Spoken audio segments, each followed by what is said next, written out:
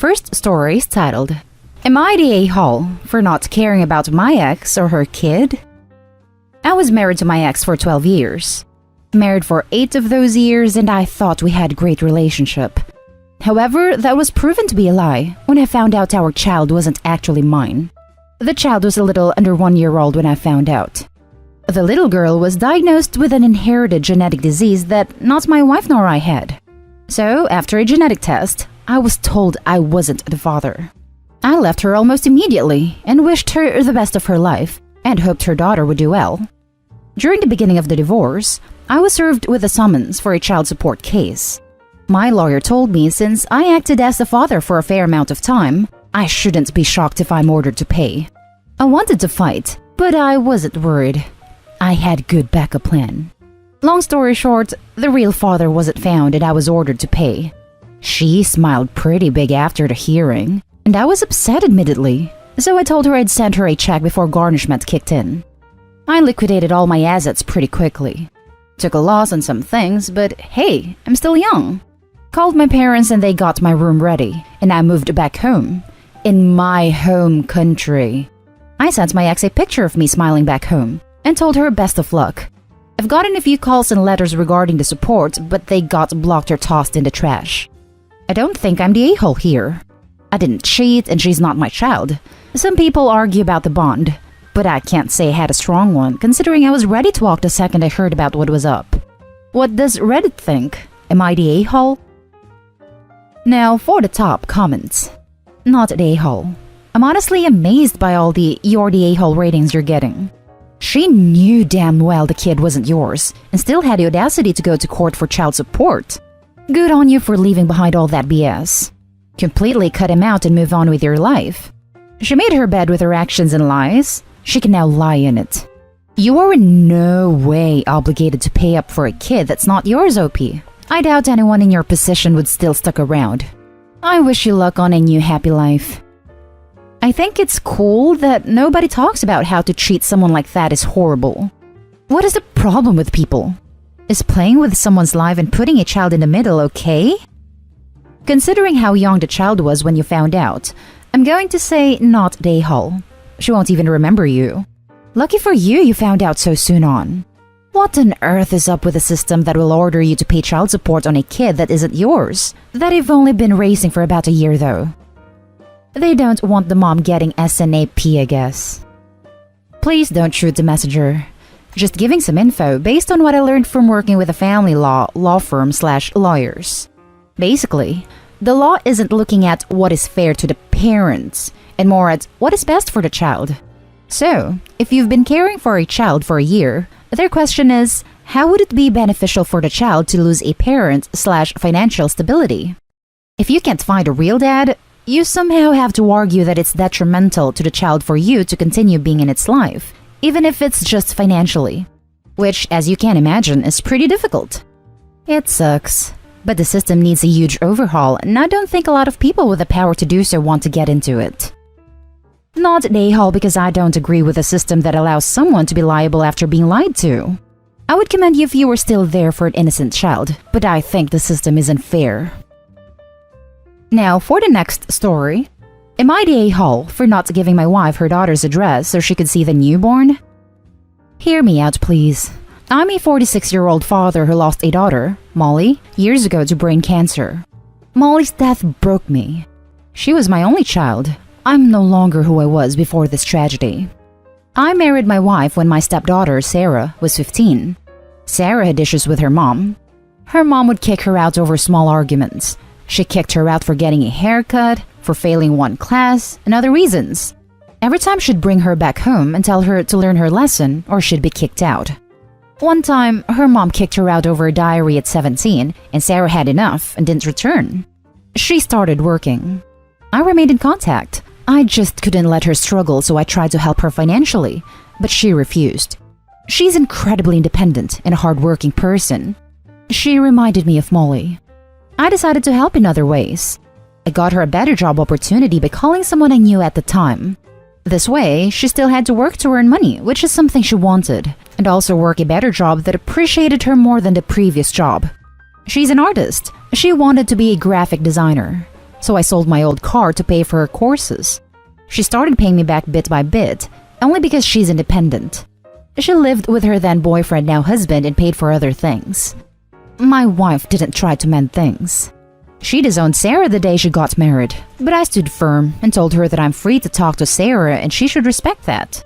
I attended gatherings with Sarah from time to time, and she calls me dad in front of other people, whereas in the past, it was just my name.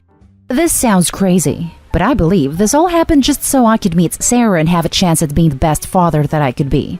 She's now 22 and just had a baby girl a few weeks ago. I visited several times and we talked. She told me that it was unfortunate that she lost her dad, but was glad she has me in her life. I cried, although I'm not good at expressing emotions, and it got worse after Molly's death. My wife knew about the baby and demanded I give her the address so she could go see her granddaughter. I refused because Sarah asked me not to tell, and because she's already dealing with postpartum and will not be able to deal with her mom's behavior. My wife threw a fit and said that this is her daughter and grandbaby, and I shouldn't try to stop her from seeing her. She called me selfish and cruel. The argument didn't stop, and the family are agreeing with her and telling me to stay out of it. I argued with my wife about it again, and she said I had no right and that I needed to give her the address. She didn't even seem regretful or wanted to apologize. Everyone is now blaming me, telling I'm being cruel and demanding I give her the address. Now for the top comments. I refused because Sarah asked me not to tell. It begins and ends there. You're honoring Sarah's wishes. You would be a huge a-hole to do otherwise. As it stands, you are the opposite of a huge a-hole. You are a wonderful father. Congratulations on the birth of your granddaughter. May she be a light in your life that reminds you of your Molly, not the a-hole. You're right, that's not my decision. But they're telling me I was the one driving a wedge in the family. Truth is, I'm not trying to lose Sarah's trust, and there are boundaries that I cannot overstep. The one who drove a wedge in the family was the one who disowned her own daughter. The rest of the family have a problem with me and see this as an opportunity to put the blame on me for what happened. I used to care in the past about what they say, but not anymore. After everything I've already lost, losing them is in fact a blessing. Not a a-hole, and in the kindest way I can muster, get a divorce. Agree. Divorce the wife, keep the daughter. The next story is titled, Am I the a-hole for reminding my ex she has no say in where my son goes to school? A little background info. My ex and I broke up when she got pregnant with my son Vincent because she left out one tiny little detail during our time together. She was married with kids. She and her husband almost divorced. I fought to be in my son's life and got sole custody in the end. My ex still has visitation, and Vincent has met his other 4 half-siblings who are around the same age as him. Vincent just turned 5, and I've started thinking about elementary school next year. A few of my friends' kids and my sister's kids all go to the same private school that starts with pre-K to high school. Honestly, I've heard so many good things about this place. It's not strict like many other private schools around here. The classes are small, the teachers are very attentive. My nephews have been there for years and they love it. I've been there before for school events too. It seems like a wonderful community and I feel like my son would benefit a lot coming here. When my ex came to see Vincent, I mentioned the school and she got very defensive. She said she didn't like the idea of him going to a private school and there's nothing wrong with public. Which I agree. I grew up going to public schools. However, this place would be very beneficial for him and I told her as such. The more info I gave her, the more pissed off she seemed to get.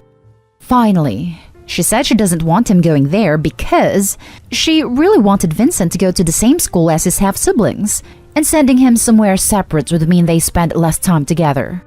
We started arguing. She was set on him not going there, and I eventually told her I'm the one who gets to make these decisions. So she has no say in any of this, and I'm only telling her as a courtesy. She got really quiet and started crying. She said I didn't need to rub it in her face, and she's only thinking about Vincent spending less time with her side of the family if he goes to a different school. She called me some very unkind names and left. I understand that she wants him to be close to her other kids, but I don't see why that could cost him having a better education. But I am wondering if maybe I went a little too far throwing the custody arrangement in her face? Don't know if it was the right call to say those things and remind her she has no control of what happens in his life. Am I the a-hole? Now for the top comments. Not the a-hole. The world doesn't revolve around what she wants. Seems like your ex never learned that lesson since her infidelity. If your son wants to go to that private school, then that's all you really need to know. It's not like he will never see his half-siblings or something. Also, having good education will let him live in comfort, not the fact how close or not he may be with your ex's kids. Also, unless his half-siblings are the same age as he is, which seems unlikely, I'm not sure how much they'd actually see each other in school. It's not like they're going to be walking home from the bus stop together, sharing classes, eating together, etc. Until I was in high school, my school system rarely offered opportunities for us to mingle with people from other grade levels. And even in high school, most of the things we did were by grade levels. Even if they were in the same grade level, who's to say they won't develop different friend groups / interests / etc.? Is she going to force them to spend time together at school? I'd wager this has more to do with her not being able to afford private schools for her kids, as opposed to contact with his half-siblings. Not a a-hole. Also, it could be awful for him, as no doubt the story of him being the child of an affair would come out, since the siblings go to the same school. No kid deserves that kind of gossip going on if it can be avoided. Not a a-hole. Knowing the circumstances of this situation, the kids are all probably better in different schools anyway. I am not sure what La La Land she lives in, that she thinks everything will just be so cherry when the school marms get wind of this. Wait until the day he has to draw his family tree. It happened to my niece, who I raised. Her teachers told everyone her parents were substance addicts, so I raised her. This was kinder, by the way. The custody arrangement reiterates and sets precedent that this is your decision. This is tough love, but better to implement it now. I did the same with my niece's parents. Sorry, but messing up so bad gives you zero say and zero credibility. Also, how does someone with 4 kids have time for an affair? Crazy times. Well, 3 kids at the time. The youngest was born after my son. And honestly, I worked crazy long hours with barely any free time, so I'm sure that made having an affair easier for her since we didn't see each other too often. The last story is titled, Am I the a-hole if I allow my daughter to change her name? I, female 29, have a daughter, female 10, with my previous partner, who sadly died when my daughter was 1. When my daughter was 3, I began dating my now husband, Matt, male 34, who has 2 boys, 10, 11, with his ex-wife. I've had a great bond with his kids since they were little, and I've always tried to make it clear that while I know I'm not their mom, I'm another person who will always love and support them. My husband is a fantastic dad, and my daughter is incredibly close to him. Last year, we had our first child together, 1 male, and my daughter, Mia, has brought up a few times that she's now the only one without Matt's surname. I spoke to her about it, and she explained that it sometimes makes her feel like she's not really part of the family. It was pretty heartbreaking, as we've always tried to keep her dad's memory alive, but reassure her that it's okay for her to love Matt as a dad too. It's obviously something that is playing on her mind as she came home from school last week and asked me if I thought Matt would adopt her so he could be her dad too. Matt and I spoke about it, and although he said he would adopt her in a heartbeat, we felt we should wait a few years until she's older and can understand the gravity of the decision. I suggested we add his surname to her own instead, and Mia loved that idea. Matt spoke to the boys to make sure it was okay with them, and they were excited about it. She's the only girl, so they have a very sweet relationship. They went to dinner together and she wrote a letter asking him. She cried. He cried. The waitress cried. It was an emotional moment for them both. Well, it all kicked off. My late partner's parents said they understood why she wanted to do it, but it's an insult to his memory and I'm an a-hole for not talking her out of it. I can understand them being a bit upset, as I know it's also their connection to her / their son. However, Matt's ex-wife heard and said what we're doing is disgusting, and that giving Mia a surname devalues the boys' relationship with their dad. She got nasty and started saying that my daughter and I need to know our place.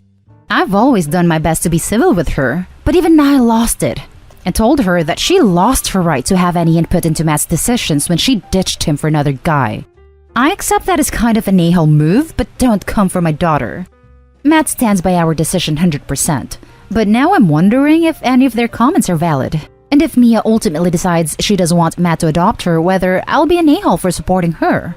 She's so happy about it, and I don't think I can bring myself to take that away from her. Edit. Sorry, should have made it clear that we're hyphenating her surname. It'll be up to her if she wants to use the hyphenated version in day-to-day life, or just my husband's and the other as a middle name. Everyone who matters is on board with the name amendment. All due respect to your previous partner's parents, but Mia keeping his name solely will not bring him back. He lives on through her living on and being happy. That is his legacy. A rose by any other name would smell as sweet. No respect to your current husband's ex-wife. Her attitude stinks. Not a-hole. You are completely right. Thank you. Note, do not hyphenate. Just add it as a second surname without hyphenating it. When a name is hyphenated, you must use both on any legal documents, bank accounts, credit cards, etc. If you simply have two surnames, she can choose which she uses and where. We filled in the paperwork this afternoon and she chose to have her current surname as an additional middle name and my husband's as her surname. Not a-hole. The ex-wife needs to shut the hell up. She literally has no part in this, and her reasoning is, well, just plain stupid. Your previous partner's parents, though, are very justified in their emotion. To them, it is going to feel like they're losing part of their son again. I think your compromise is excellent. She is keeping her father's name while also adding on her stepfather's name because he helped raise her. I can see why, at this age, she would feel left out of your family. At the end of the day, I see it from both perspectives. I don't see the harm in adding a name as long as you aren't taking her father's away. She may even change it back when she gets older. And that's the end of this video, folks. As always, leave a comment and hit like and subscribe. And if you want more of this content, turn your notification on to get updated on the latest videos. And I'll catch you in the next one. Stay safe.